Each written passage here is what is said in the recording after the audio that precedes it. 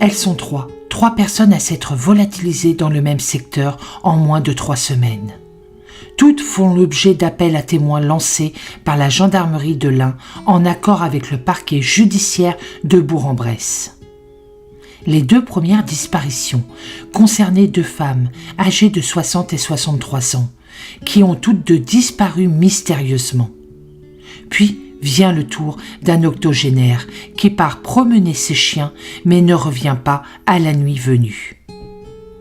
La gendarmerie du département de l'Ain lance à la mi-décembre 2023 un nouvel appel à témoins pour tenter de retrouver cet homme âgé de 86 ans, porté disparu depuis le samedi 16 décembre 2023 à Ambronay. Comme les 2 femmes précédemment, cet homme a subitement disparu en sortant de chez lui. Comme elle dans les 15 jours précédents, ce qui est fort peu courant. Il semble s'être littéralement volatilisé dans ce même département. Est-ce le fruit d'un pur hasard et une coïncidence troublante? Ou pourrait-on penser que c'est le fait d'un seul et même criminel qui rôderait dans le département? On est en droit de s'interroger. Quoi qu'il en soit, 3 enquêtes judiciaires distinctes ont été ouvertes par le parquet judiciaire de Bourg-en-Bresse pour tenter de savoir ce qui s'est passé et ainsi faire jaillir la vérité. Car l'inquiétude gagne les régions calmes et vallonnées des Dombes, du Bugey et de la Braise, où le déploiement des forces de l'ordre ne passe guère inaperçu.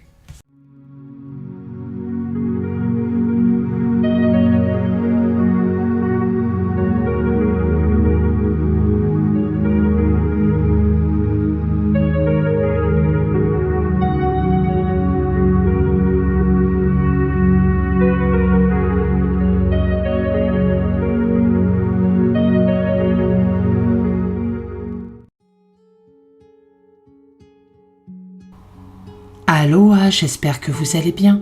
On se retrouve aujourd'hui pour 3 nouvelles affaires de disparition. Mystère autour de 3 disparitions inquiétantes dans le département de l'Ain.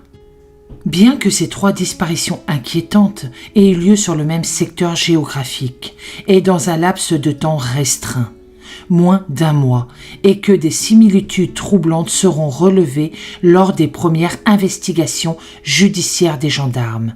Rien ne permet aux enquêteurs judiciaires de la gendarmerie et au parquet de Bourg-en-Bresse, territorialement compétents à ce stade du moins de leur investigation, de dire avec certitude, preuve à l'appui, qu'il existe un lien quelconque entre ces 3 affaires.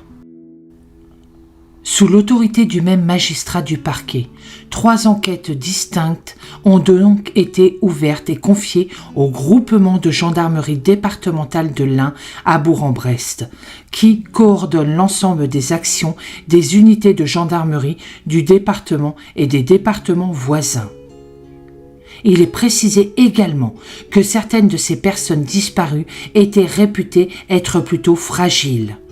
Mais en l'absence de tout témoignage probant ou de certitude médicale avérée, gardons-nous bien de porter tout jugement sur les circonstances de ces disparitions. Des investigations sont toujours en cours pour tenter de retrouver ces 3 personnes portées disparues.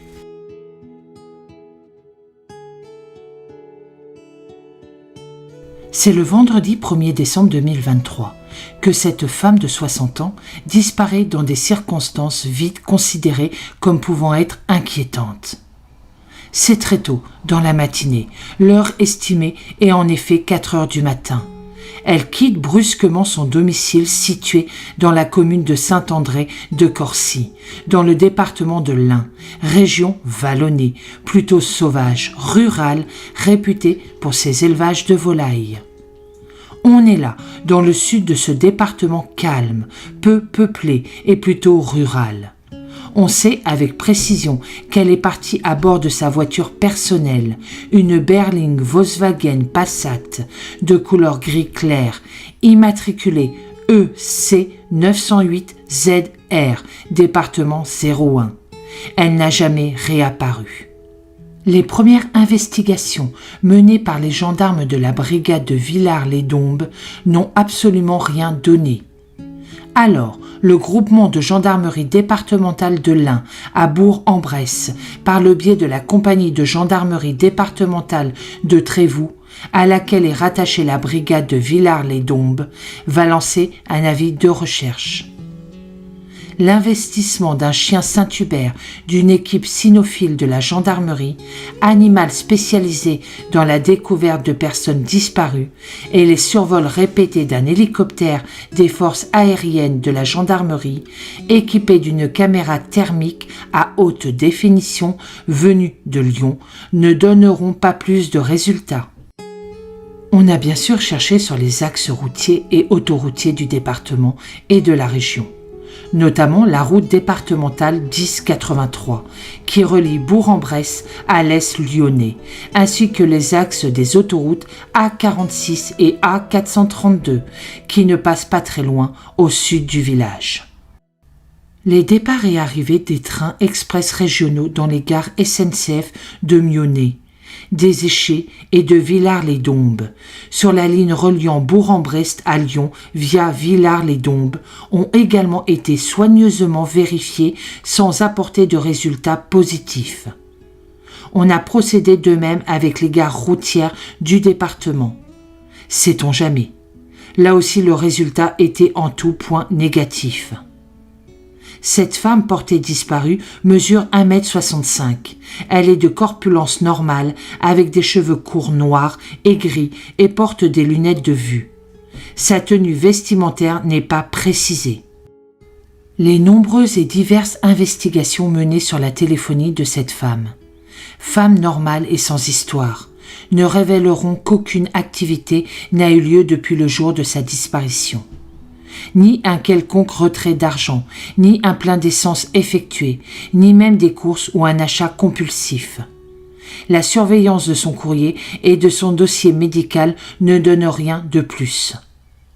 Il faut se rendre à l'évidence. Cette femme, excellente marcheuse et randonneuse affirmée, dite en bonne santé, s'est comme volatilisée.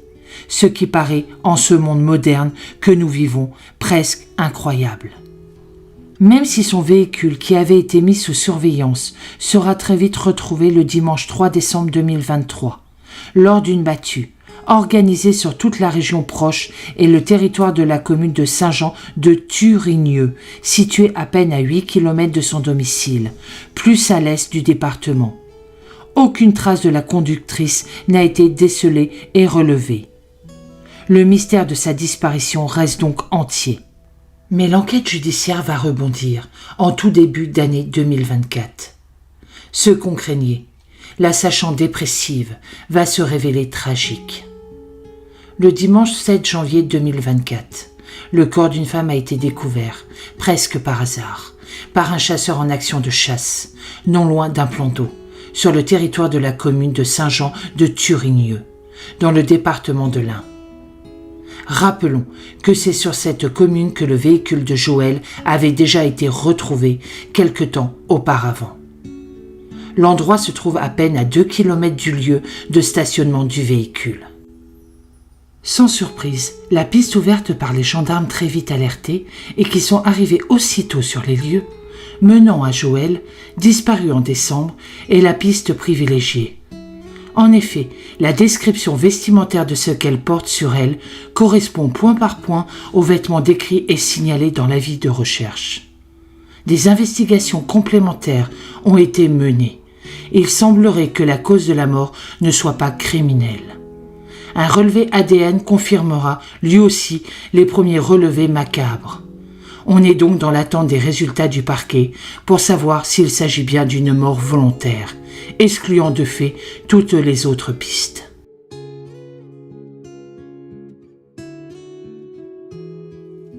C'est à peine une semaine plus tard, le samedi 9 décembre 2023, qu'une seconde femme va disparaître, dans des conditions tout aussi mystérieuses et très vite devenues, elle aussi, inquiétantes.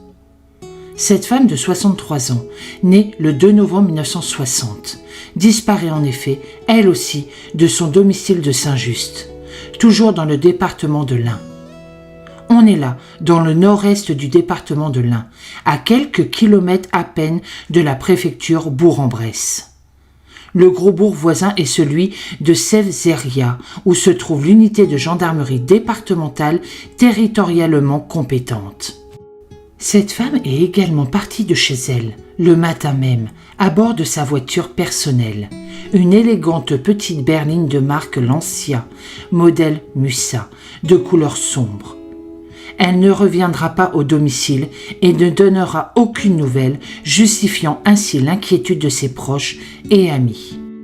Les premières investigations menées par les gendarmes de la brigade de Césaria n'ont absolument rien donné. Alors le groupement de gendarmerie départementale de l'Ain, à Bourg-en-Bresse, va lancer un second avis de recherche, 8 jours tout juste après celui concernant Joël Fauré. Dans le cadre de ce deuxième appel à témoins, les enquêteurs de la gendarmerie précisent que Nadine Moréac est de taille moyenne et de corpulence fine. Elle est de type caucasien, avec des cheveux courts bruns.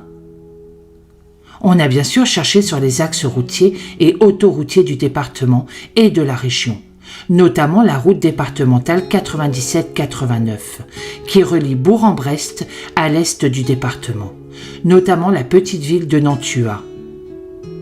On a procédé à l'identique pour tous les axes des autoroutes A40, qui ne passent pas très loin, à l'ouest du village et qui desservent, venant de la vallée de la Saône et de l'autoroute A6, qu'elle quitte à Mâcon, tout le massif alpin par de multiples embranchements. On a procédé de même avec les gares routières du département. Sait-on jamais?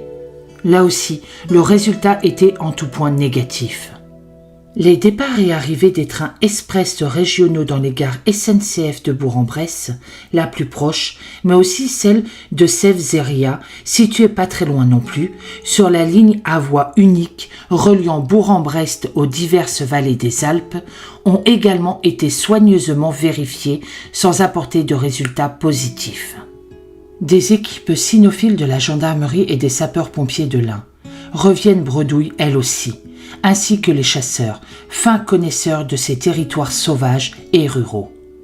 Un drone utilisé par les sapeurs-pompiers et les gendarmes n'apporteront pas d'image positive.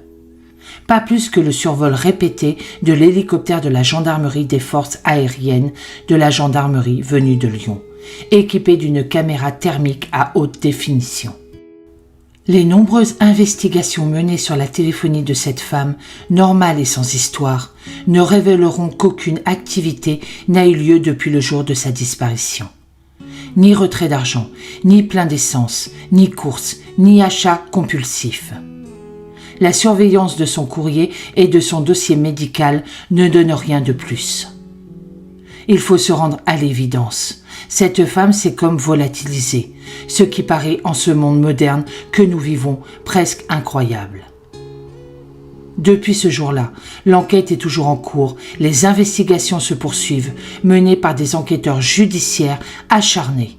Sa famille et ses proches la recherchent en vain.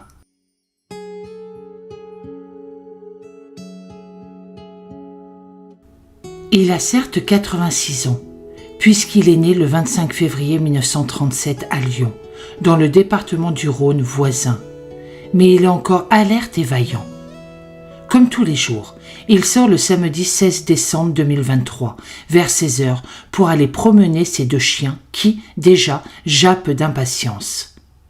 Il habite seul une petite maison dans le hameau de Salaport, sur le territoire de la commune d'Ambronay, dans le département de l'Ain, à quelques kilomètres à peine d'Ambérieu-en-Bugey.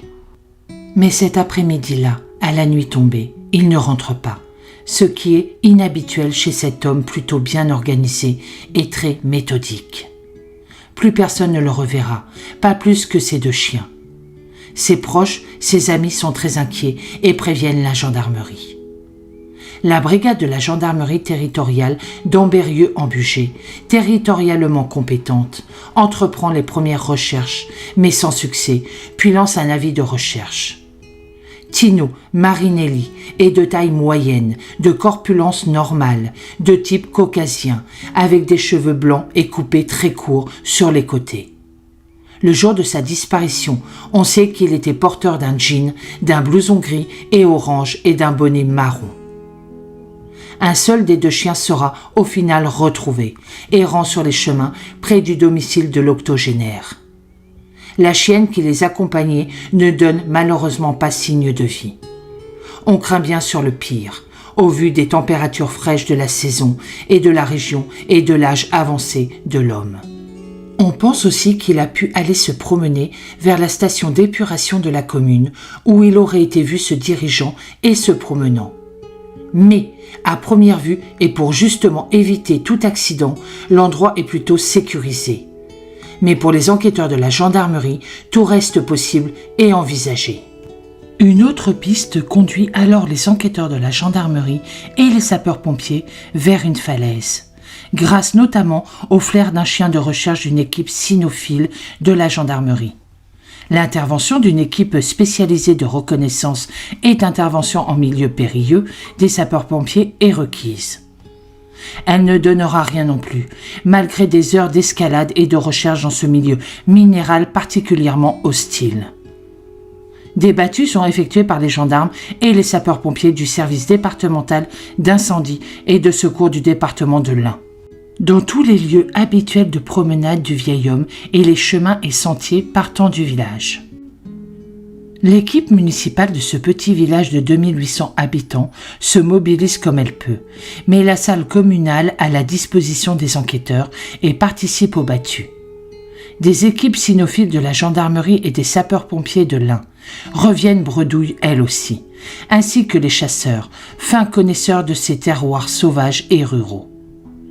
Un drone utilisé par les sapeurs-pompiers et les gendarmes n'apportera pas d'image positive. Pas plus que le survol répété de l'hélicoptère de la gendarmerie, des forces aériennes de la gendarmerie, venu de Lyon, équipé d'une caméra thermique à haute définition. Les enquêteurs vont également s'intéresser aux voies de communication qui desservent le bourg.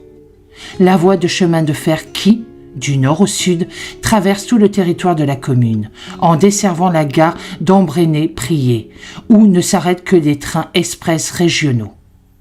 L'autoroute A42, qui court de même presque parallèle. Notons que cet axe autoroutier relie Lyon, la préfecture régionale, à Pont-d'Ain et Bourg-en-Bresse, plus au nord du département. Sa fréquentation est forte et continue. La route départementale 1075, qui vient de Bourg-en-Bresse, la préfecture, via Pont-d'Ain et descend vers Ambérieux en Bugey, et tout au sud du département. Bourgoin-Jallieu. Mais aucun accident n'a été signalé, et un homme accompagné de 2 chiens en laisse passerait difficilement incognito dans ces régions rurales où tout le monde se connaît. En outre, l'homme n'était nullement connu pour être dépressif. On a procédé de même avec les gares routières du département. Sait-on jamais, même si la probabilité qu'un homme âgé puisse prendre seul un bus de surcroît accompagné de 2 chiens reste très faible. Là aussi, sans surprise hélas, le résultat était en tout point négatif. La fouille approfondie par des plongeurs expérimentés de la gendarmerie, dont des techniciens judiciaires subaquatiques et des sapeurs-pompiers, de 2 étangs proches, dont le plan d'eau de Vorgé, à quelques encablures à peine du village, n'amène rien de plus. L'homme, déjà âgé, aurait pu tomber à l'eau par inadvertance et ne pas pouvoir revenir sur la berge. Mais ces 2 chiens alors ? Un chien de recherche spécialisé, de race de Saint-Hubert, d'une équipe cynophile de la gendarmerie, au flair très développé, a également parcouru à nouveau le chemin qu'aurait emprunté l'octogénaire, ainsi que les chemins parallèles, mais rien de plus n'a pu être confirmé. Les investigations menées sur la téléphonie du vieil homme et sa banque révéleront qu'aucune activité n'a eu lieu depuis le samedi de sa disparition. La surveillance de son courrier et de son dossier médical ne donne rien de plus. Il faut se rendre à l'évidence. L'homme s'est comme volatilisé avec ses 2 chiens, ce qui paraît presque incroyable. Pour le moment, il n'y a pas d'autres informations. Je vous tiendrai au courant. J'espère de tout mon cœur que ces 2 personnes seront retrouvées saines et sauves. Je souhaite énormément de courage à leur famille. Pour ma part, je vous souhaite une très bonne journée, je vous dis à bientôt dans une prochaine vidéo et surtout prenez soin de vous.